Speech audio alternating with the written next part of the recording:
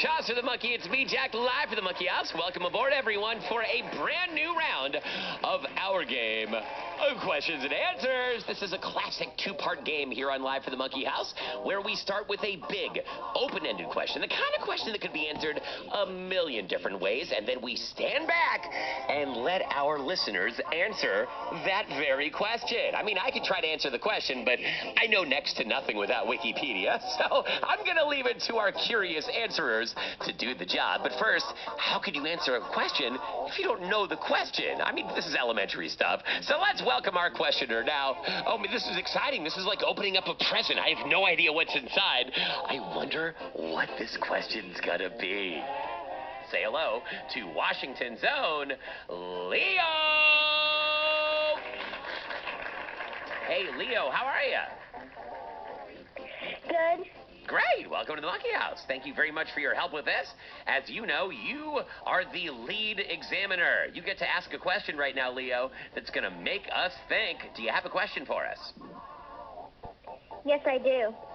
Do you come up with a lot of questions every day? Are you a big-time question asker, Leo, or is this rare for you to have a question? Actually, yes. I like to come up with a lot of questions.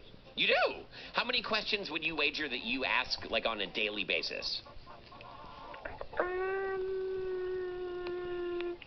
don't know. Maybe 5-ish? I don't know. 5-ish question? Well, that's pretty good. So that means, like, every couple of hours, you come up with a whopper. And where are you asking most of those questions? Is that at home? Is that at school? Is that, like, on airplanes? Where do you ask your questions normally, Leo? Well, if you're talking about school, I do a lot of math and stuff, so I need to ask myself math questions and reading questions. But I also sometimes like to ask myself questions at home. Oh, wow. It sounds like more than 5 questions per day, Leo. You got a very curiosity-driven mind. Well, I'm not going to stand in your way. Tell us, Leo, what's your question? Who came up with the idea of unicorns? Who, first thought up the idea of unicorns? Oh, that's an interesting question. Now, see, I assumed that unicorns were discovered somewhere, like in some island paradise or some, I don't know. Well, I guess on a rainbow, dancing there. We've heard that song a million times here on Kids Place Live. Pink Fluffy Unicorns Dancing on Rainbow. So I always assumed that it was an explorer who found them, but you're thinking actually maybe they were theorized before that. Someone came up with unicorns before they were actually found. Is that what you mean? I don't know. Maybe they were discovered. I'm wondering who maybe discovered, witnessed, and thought up the idea of them. Who witnessed unicorns? Right. Yeah, that's a good question. And of course, I mean, I guess I don't spend a lot of time with unicorns. I sure talk about them a lot here on Kids Place Live.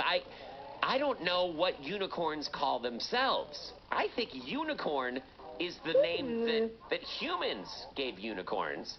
But I don't know what name unicorns have for each other. So I guess if you think about it, like whoever named a unicorn in some way, they kind of came up with the idea of a unicorn, because before that, unicorns didn't even have a human word for them. They called themselves, or I don't know, something like that.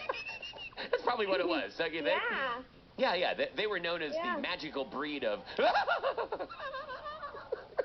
Okay. Well, this is a great question, Leo. I know we got a lot of unicorn fans in our listening audience, and I can't wait to find out the answer. Do you think about unicorns a lot, or is this sort of an out-of-left-field question for you, Leo? I usually don't think about unicorns.